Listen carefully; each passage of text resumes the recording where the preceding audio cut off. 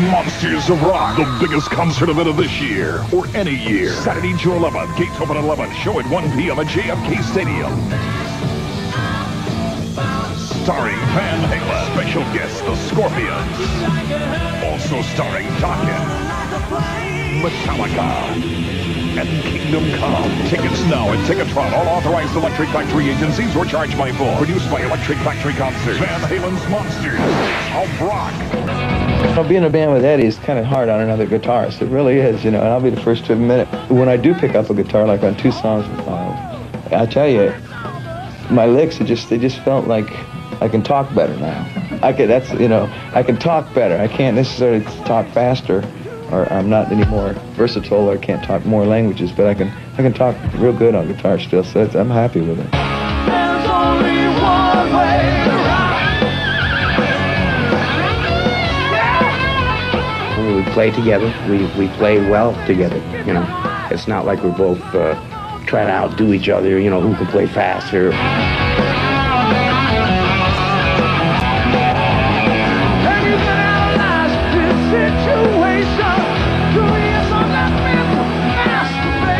Sometimes I freak myself out, you know. You go, whoa, that was kind of magical, you know. But those kind of things you can't always count on, you know. It's just inspirational, you know, spur of the moment thing. And wow, how did I do that? And I'll try to do it again, and I can't, you know.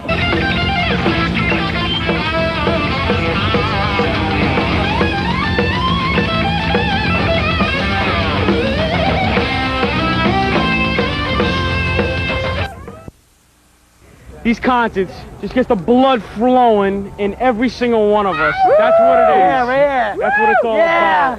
It's not about this music that just gets us all going. Happy metal! Just leave me alone. Kids are expecting so much because they're expecting us to just kill them. Metallica is the best. Eddie Van Halen.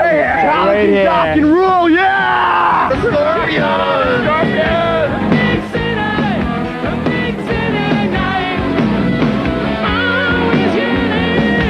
We look at it like a big party thing. We don't feel like we play under Van Halen or above Van Halen. We feel like we play with Van Halen, we play with Metallica, we play with Dokken, and Kingdom Come is like a package. It's the greatest concert in the world. 9 hours is great. Never see one like this again. Well, I figure it's the biggest thing since Woodstock.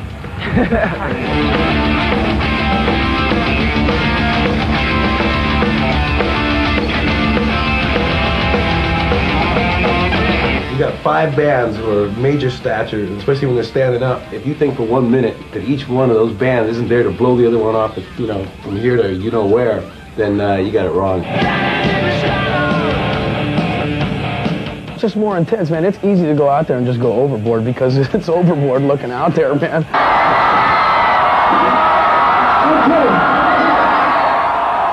I'm scared to death.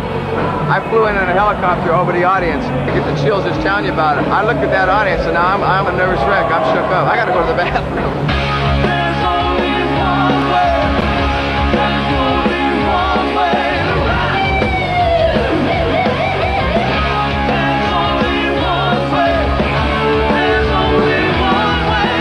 I thought, oh man, you know, no big deal. I can handle it. 40,000 people, no problem.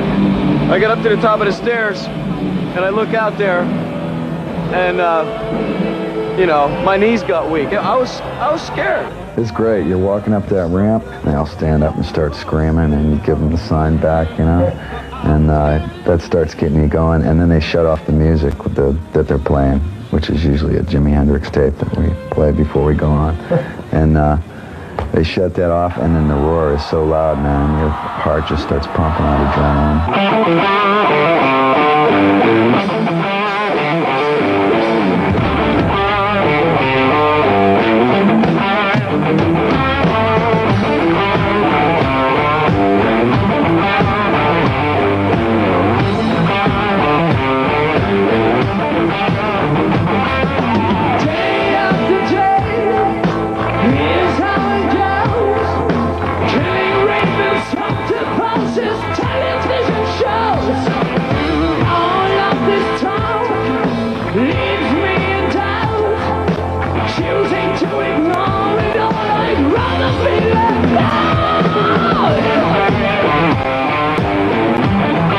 Yeah!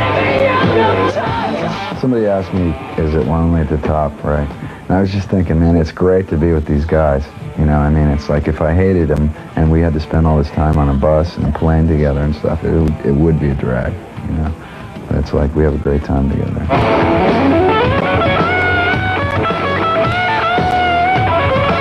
It's the first time in my life where well, this is like a band. Even though I co-produced it and wrote most of the songs, this is still a big family scene. So I had a very particular view what kinds of musicians I want to be playing with. Especially after that, I like to call it well-paid education with Stone Fury. I learned a lot, I got humbled a lot, it was not easy, lots of headaches. But it's good, I mean, you gotta go through that stuff to be able to sing the blues, right?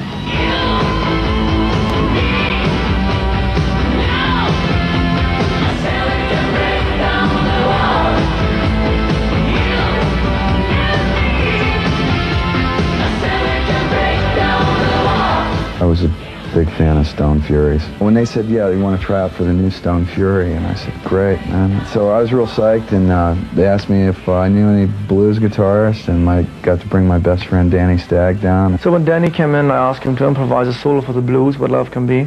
And once he played the solo for the blues, I knew that he is my man.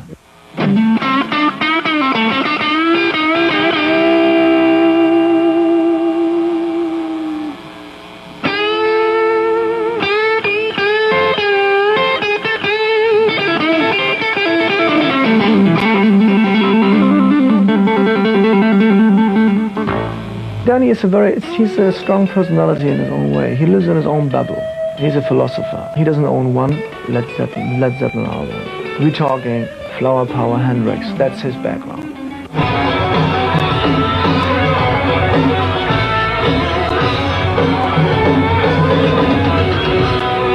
We didn't set out to copy anyone. You know, we set out to not sound like a lot of people and to do what we wanted to do. And we ended up sounding the way we do.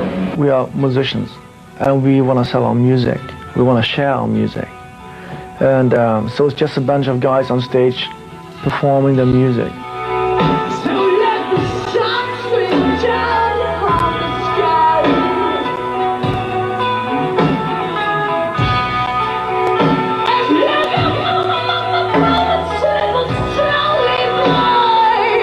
When we were done with the album, we were sitting on it.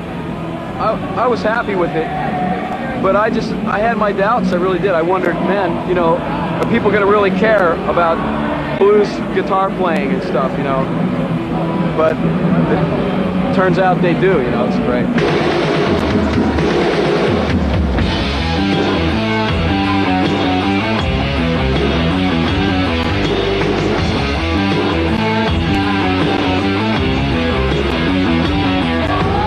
The first video didn't turn out the way we were hoping it would. It's just a modest introduction of the band. This is how we look like, here we are. This is what our image, we think, looks like. That's what we add all those candles, those little castle scenes.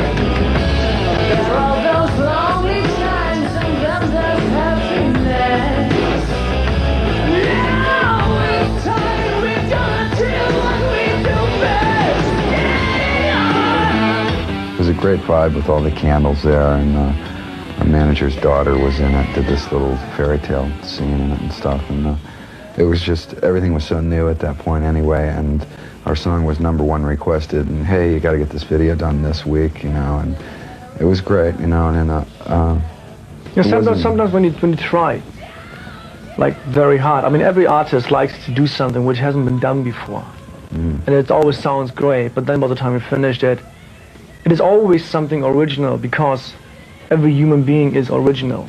But then again, most of the stuff you did still has been seen somewhere, somehow before, right? And now you know what we can do for you. Something has come to life between us two. The boys are pushing hard and playing out their best. Yeah!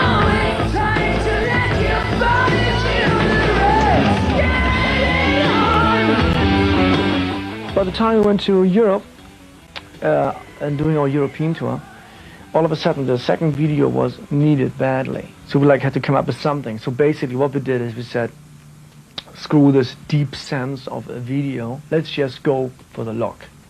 Let's just show ourselves, let's perform the blues, right?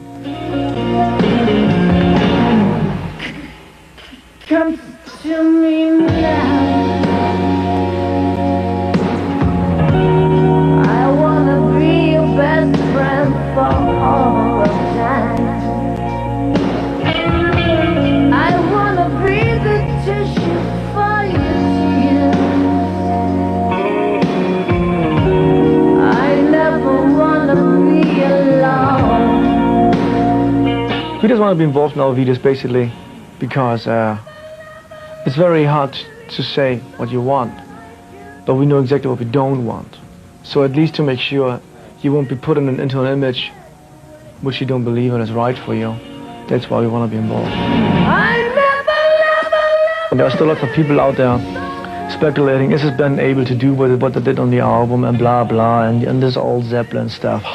You know, and all this. So it's good for us to prove a point now. The only way of doing it is playing live. I was a string of knowing where I belong. Living out of time, living out of time.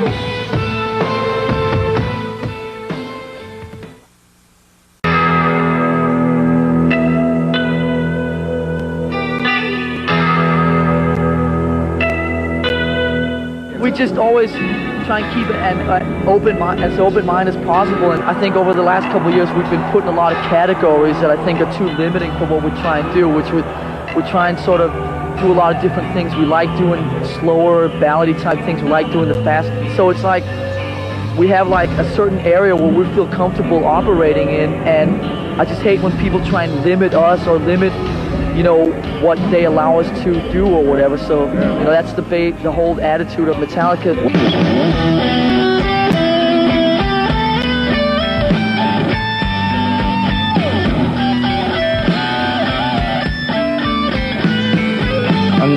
This type of tour, you have to wake up like at about 11 o'clock.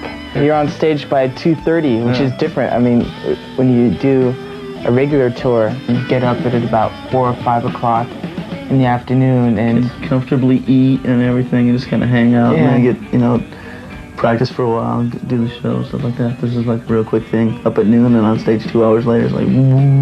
It's like a weird catch-22 because if you get too late to sleep and you don't get enough sleep, you feel like beep, you know, during the day and you play less.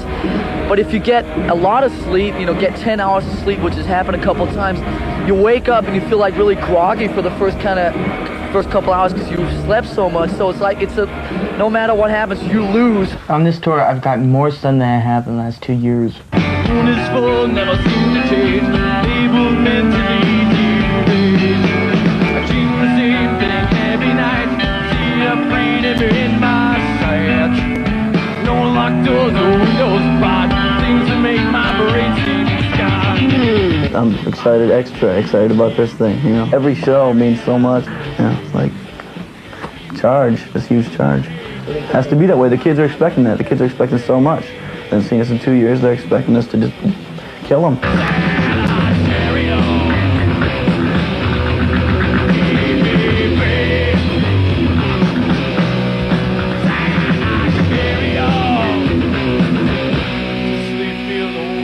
Metallica is the best. Why? Because they play the hardest metal there is. Metallica rules. I like it because they're just a bunch of guys having fun. I mean, we don't view ourselves as being much different than the audience. I mean, we just happen to be the guys up on stage, and they just happen to be the people in the audience. And we're musicians, but I'm sure there's a lot of other musicians out there. And that's something that we've always took into account. That, I mean, we're basically fans too. If we weren't there on the stage, we'd be there checking out the bands. Let's put it like this, when you see Metallica in the hotel on the day off, they're dressed exactly like when you see them on stage, you know? And I dig that. I say, you know, they don't go out there, same thing. They're not putting on a show. They're going out there and playing music and just doing this thing. And in a way, they're like my favorite band on the show too, only because it does it reminds me to kind of stay in touch with the street and with where you're really at, and not get too showbiz, you know.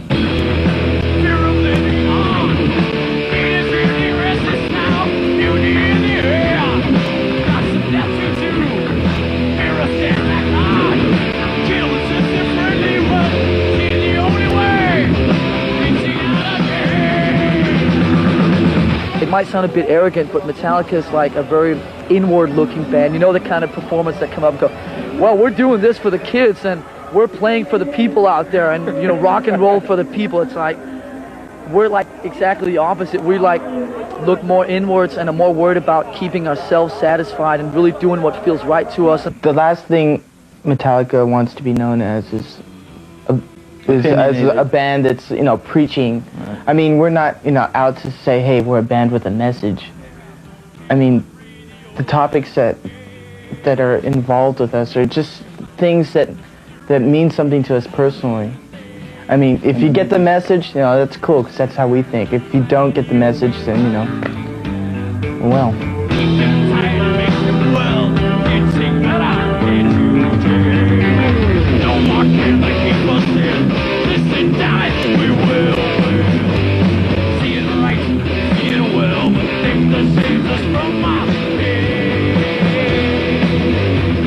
We try to instill a sense of realism into our music. We don't like sing about love and partying. Can you picture us playing the music that we do and singing lyrics like, come on baby, come to my pad, we'll have a good time.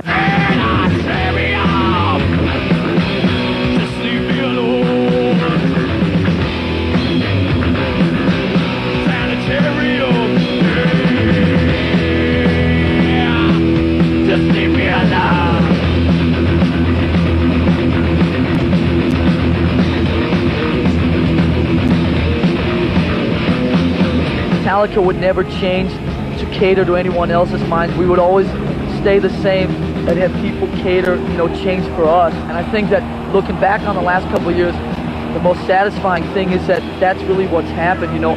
I think part of what Metallica is that there's always the thing that we can always go in whatever direction we want because we always set the terms ourselves, you know what I mean? So I don't want to sit here and go, we'll never do this, we'll never do that, because if it feels right to us, then we're going to do it, and we're not going to worry about what other people think of it.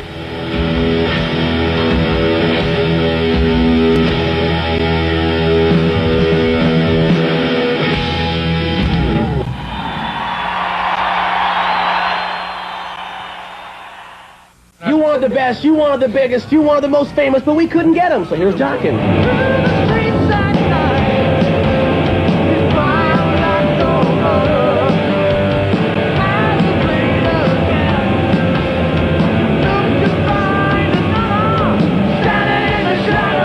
When I was 10 years old, I saw Woodstock, and I said, that's what I want to do someday, so now I'm getting my chance.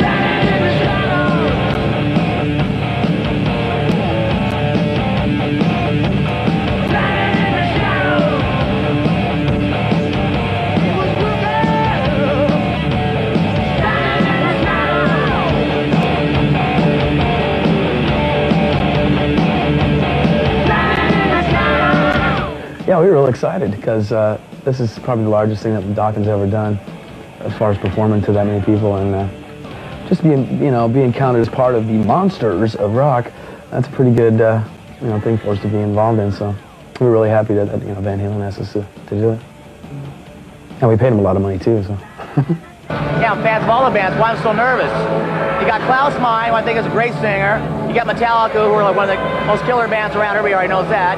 You got Kingdom Come. Lenny's a great singer too. And then you got Van Halen, one of the best guitar players in the world. And Sammy Hagar, the guy with the most energy I've ever seen, because we toured with Sammy Hagar before, and he made me tired just watching him perform. So yeah, I'm nervous.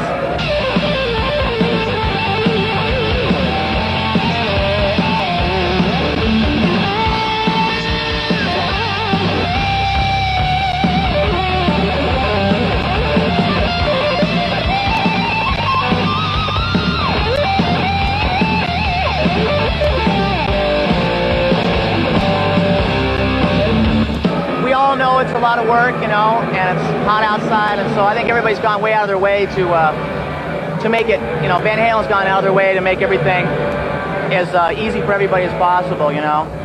I mean, it's competition, it's very competitive, but at the same time, it's a lot of camaraderie, I think. It's just like a reward. It's like a touring vacation because there's a lot of days off in between the shows. It makes it really easy to tour, and you can just, you know, go to the next pool and the next lounge and hang around. And being able to go out and play it in front of that many people in such short a time is probably the best thing for Doc. I'll give you your last chance, but you didn't believe me. You can't keep me satisfied the way that you treat me. If I know to let you stand there, if I know to let you go, if I know this all the time, only on the street there's nothing like it. I listen to what's on the radios at the places that I'm at, you know, cause just to see what's going on. I'm just trying to stay up on what's happening around. I guess, you know, being aware of where we are and what's being played and stuff. I don't think we're really trying to write songs for the radio. We're just trying to write a song that, you know, is valid to what we're about and stuff, and that ends up being something close to what can be played on the radio, so we're very lucky in that way. Stop me from feeling this way. Heaven sent, you drive me insane. Hold me, don't let me go. Touch me now, and let me know. Heaven sent, thought you would set me free. Heaven sent, thought it could never be. Heaven sent, if I had only seen that you were burning the fire in me. When we first started off in Doc, and we had a problem getting a record deal because they said, it's over for you guys. Your sound of music is dinosaur rock because My Sharona was popular and the Knack was going to be the new thing of the 80s. Ha! Surprise! We had the last laugh, you know, because we're still here, still doing the same kind of music, and the Knack is coming out, and I feel also reflected with Doc on the new album. On the Back of the Attack album, it's like a kind of a fight the trends, you know? It's like, this is what we are. If you love us, fine. If you don't, that's fine too. This is what we do. Either take us for what we are, or go flip burgers. And now it's to the test of time we survived. I ask for hope and a chance to give the key to your heart. Used to say that I'm not sincere. I'm gonna prove that you're wrong. I'm never gonna leave your arms. Sometimes if it's a good video and, you know, it's a great tool, you know, because if people like it, you know, it'll get you some exposure and stuff. And other times I think you just spend a lot of money and I don't know. You know, I mean, it seems like, you know what the funny part to me is that you can spend $200,000 on a record and you spend 4, 6, 8 months writing it and 4 months recording it. And you spend $100,000 on a video and you do it in one day.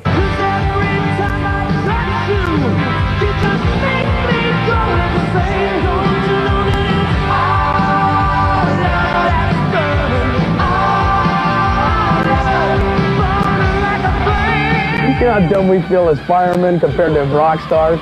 Come on. Come on, okay, guys, I got this great video concept, man. You're going to be banana salesmen. You're going to sell them to these firemen that you guys are going to be. Then these monsters, which you are going to be, are going to come from this building. You're going to fly out. Then we're going to have to fix it with these other video company to come in and make the real you guys playing. Back to the banana salesman. Hey, great concept. All right, how much is it going to cost? Ooh. It's not love. It's not love. It's not love. It's not love. What makes us distinctive, I feel, is we've got definitely a very metal side to us yet. Instead of being one singer in the group, I mean, I'm the lead singer, but Mick sings quite well sometimes. And Jeff sings too, the bassist. So we have, instead of like a lot of bands go in the studio and have to do the harmonies and it sounds great, but they can't cop it live, we feel cop it live. Unless we got colds, then we sound like Alvin and the Chipmunks.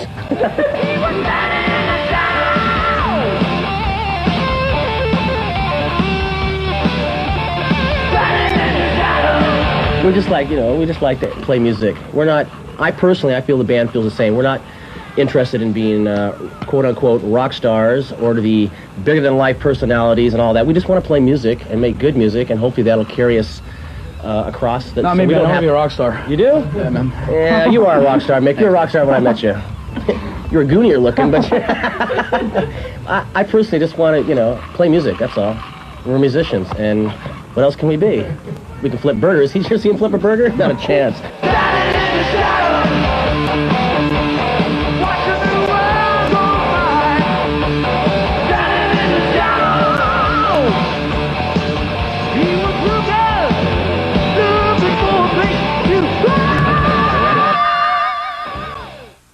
You have to keep this rock and roll life fresh. And our dream always was, when we grew up as a band, to play around the world and make music for everybody.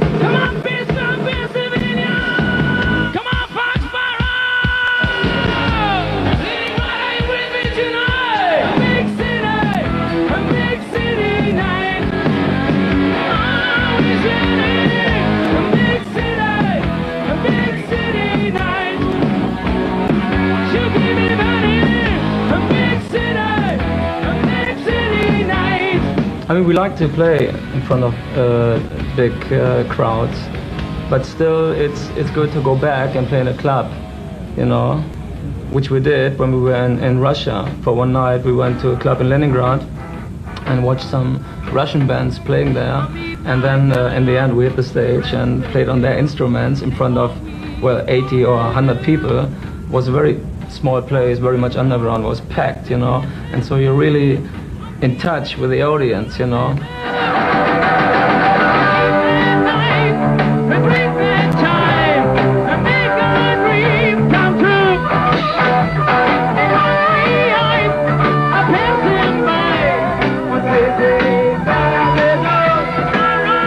It was like very interesting for us to have this experience in Russia, and it was also very good to have the possibility to bring East and West kids closer together.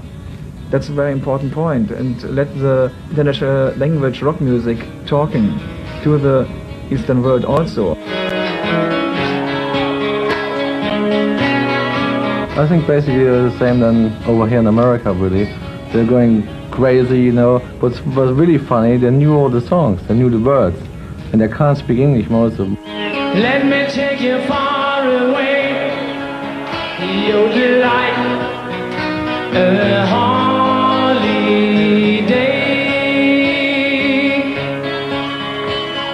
Let me take you far away. Your delight, a holiday. Exchange the cold days for the sun. A good time.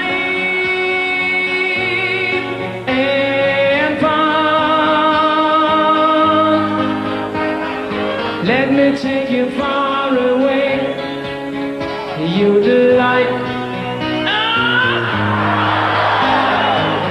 I think we got a lot of experience, a lot of inspiration for our music, but that doesn't mean that we play a balalaika on the next album.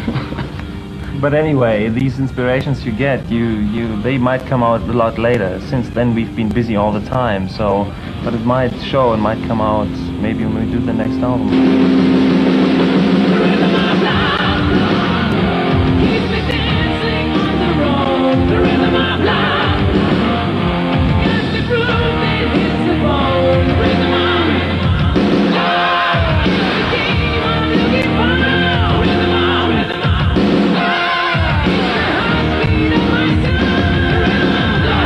We've done so many albums now.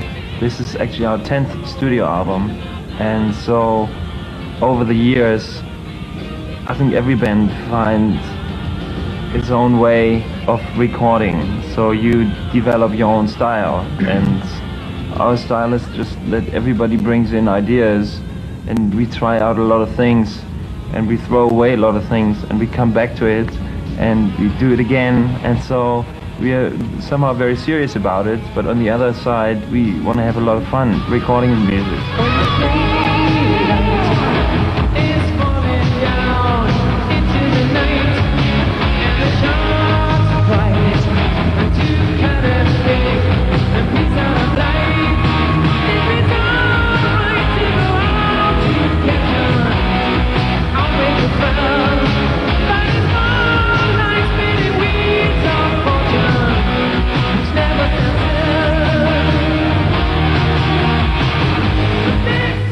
have to be excited ourselves first to then go out and play to the people and excite the people with our music in our stage shows.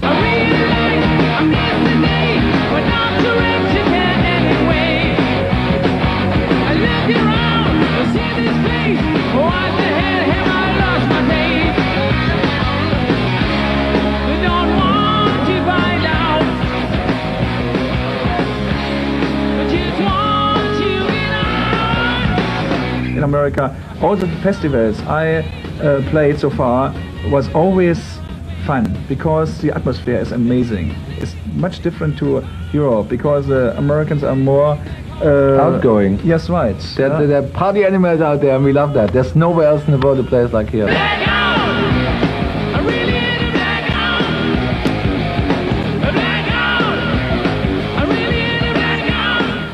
It's great. It's the perfect way to get a nice suntan. It's perfect. You know, you hit the stage, the sun is over there, and during the set. Sunglasses on stage, eh? You know, you take your sunglasses and wow, let's go for it, yeah.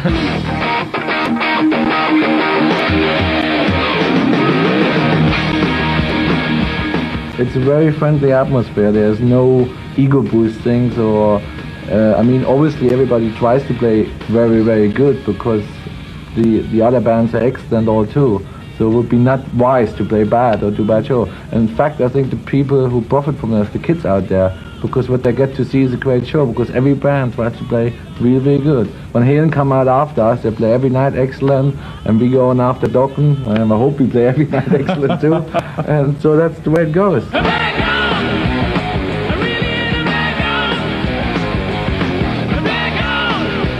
But you know, it's very good. Interesting makes your whole life more interesting when you're jumping from one side to the other. Once you have Monster Rock, 80,000, or you have like 80 people. Real 80. Real 80, yeah. Like a room like this probably. I mean, that's fantastic, and that makes everything interesting. The jump is done. I go out. Another boring day. I leave it all behind me now. So many words away. The stage is much more the place where it's happening, you know. It's really like, I mean, most of the time last year we were working on Savage Amusement, and it's like being in jail, you know. You're so cut off from the outside world, just follow your instincts with no feedback from the outside world. You know, that's why it feels very good when you finally hit the road.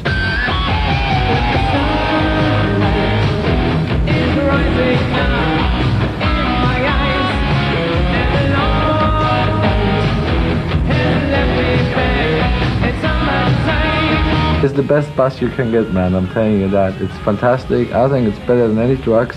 It's better than getting drunk, whatever. It's just the best feeling. But it's a great bus. It gives me chills every time, even after all these years.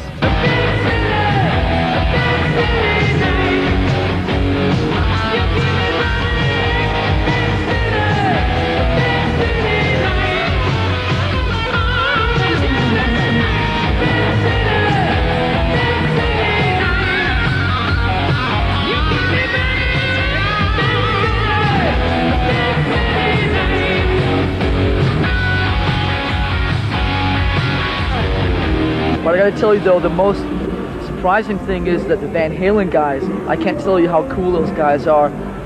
I don't mean this bad, but for someone who's been around as long as they have, it's like every day they come up, say hello to us, you know, we hang out for a few minutes. Sammy's a Bay Area guy, which is where we're based now, and I mean, just there's a great feeling with those guys. They're really, really down to earth and just kind of very hang-outable, if you know what I mean. Oh yeah, that's it. The individual musicianship in this band is the highest caliber I've ever been involved with. They were stepped on stage with or in a studio with. The chemistry between the four, which creates a whole nother piece of magic, is like incredible. This is a real unique band. It's a great, great band. We think a lot, but don't talk much about it till things get out of control. How do I know when it's wrong? Us four individuals, everybody listens to different styles of music, and that's, I think, what contributes to the sound. You know, everybody puts their 25% of what they like in after you shake it all up, that's what it comes out. I think what's interesting about the four of us is that once somebody sets the spark, or sets the fire, then the rest of us either catch up or, man, you're history. You're dusted. You better stick with it. And then once you catch up, then again, it's somebody who will take the initiative. Forgive me, Father, for I have sinned. I've been through hell and back again. Shook hands with the devil, looked him in the eye, felt like a long lost friend. Nothing we do is choreograph, I mean, we just kind of get out there and, we go with it. We go with it. we do it, yeah? No, honest to God, when I first joined this band, I was scared to death because at rehearsal, we never rehearsed a show of any kind. I mean, I always did that on my own, but I was a solo artist. But when you got four guys that are just going to go crazy up there, and I'm going, man, I hope we don't bump into each other and stuff. Hope these guys know that when they hit the stage, I'm going to go crazy, And I said, boy, I hope Eddie isn't changing or something. At rehearsal, he's standing there playing. Because we just rehearse the music, and we hit the stage, the event happens.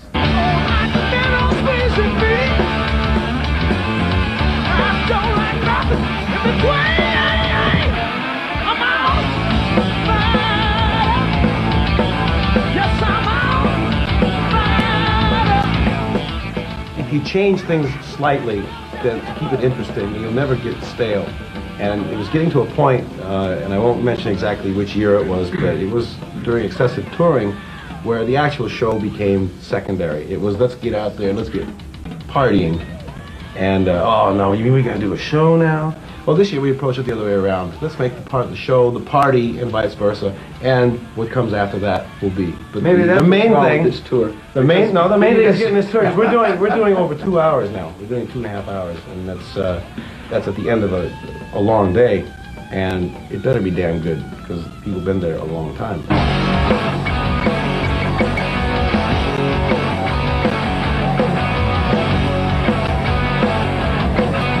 Being in a band with Eddie is kind of hard on another guitarist. It really is, and I'll be the first to admit it. When I do pick up a guitar, like on 2 songs, I tell you, my licks, they just felt like I can talk better now. I can talk better. I can't necessarily talk faster, or I'm not any more versatile, or I can't talk more languages, but I can talk real good on guitar still, so I'm happy with it. There's only one way to rock. When we play together, we play well together, It's not like we're both trying to outdo each other, who can play faster.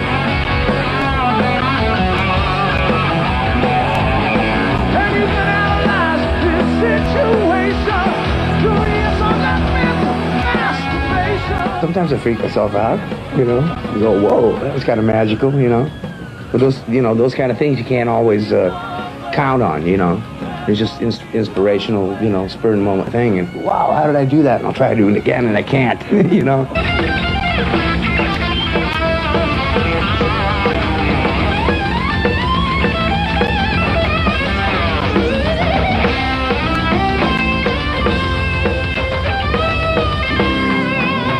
I think some people, take technique too seriously.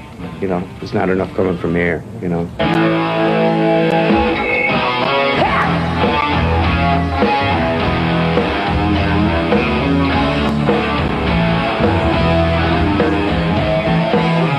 I never tried to sing. I never thought about being this real good controlled singer until the last 5 years. I never got into the guys that could shatter glass. I was into people like Mick Jagger and James Brown, guys.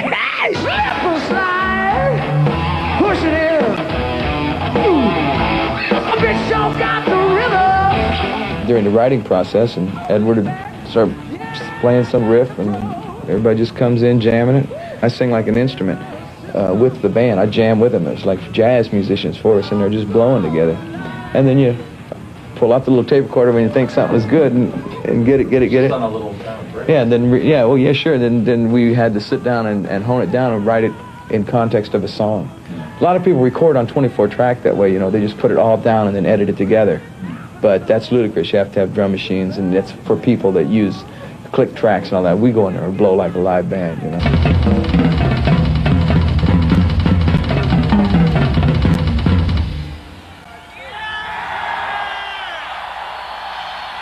the one thing that's always been on our mind as a band is to be able to play live what we did in the studio.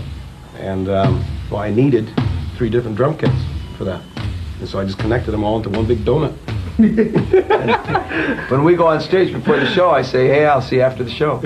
I gotta tell you, there have been some funny moments because it is a brand new setup that sometimes it rotates, but it rotates in the wrong direction. I caught myself the other day and I was looking back and I was going, hey, where's the band? Oh, there they are. But it gets fixed. And like other things, sometimes... You know what's scary, though? You know what's scary? What's scary is that these guys didn't even notice it. No, I was looking back.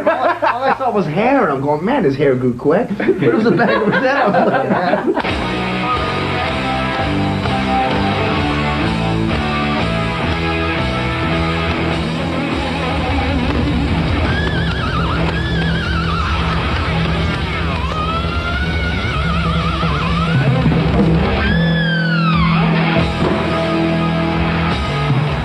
All your creativity is free within this format, and yet you know you're not going to step on someone else's toes, or someone else is good enough to be able to step around you and still get their lick in and get it in good, you know. So it's amazing. It's not like any other situation I've ever seen in rock music, and I'm a fan of rock music since I was a little tiny little old guy, you know.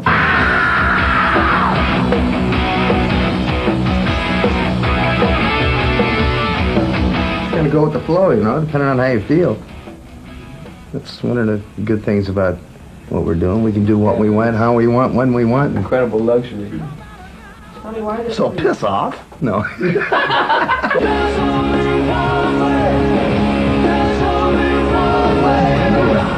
Metallica, Kingdom Come, Scorpions, and supergroup Van Halen. We asked some kids outside the concert why there's so much fuss made over heavy metal. I think people get down on heavy metal because, like, the words, like, parents think the words, like, make their kids, like, turn bad and stuff. I think it's all the hair and, like, I don't know what, you know, like, kind of clothes they wear. And parents probably worried about it because they might not like it, or they might worry that something else besides them are having an influence on their kids. Joyce Anderson was just dropping her kids off here, and you were yelling some instructions as they were walking off. What were you saying, Joyce? If they get hurt, if they get sick, there's an aunt and a cousin that live here, and we'll be in touch with the aunt and cousin, and we will come and get them if they need help. Now, did you set a time to come and pick them up afterwards? Exactly. 10 o'clock. Gate H, Chicago Street.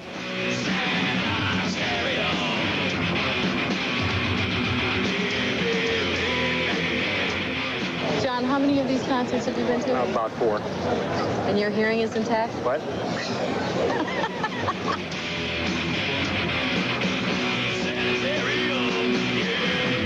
What's the most outrageous thing anyone's done on stage? I guess show their butt. I guess that'd be it. I want to know, what is the most outrageous thing you have ever seen at one of these concerts? Probably this guy right over here. Man. Yeah! Let's rock and roll!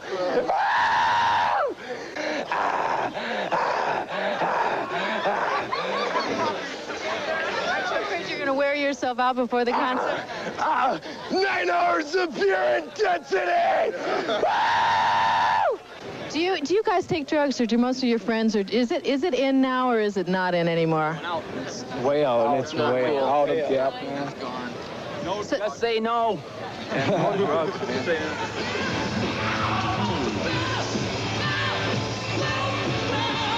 It's now 7:30 at night. The heavy metal fans have been inside for 6 hours. Now the really hot bands come on, and I'm going to take some parents in to see the show.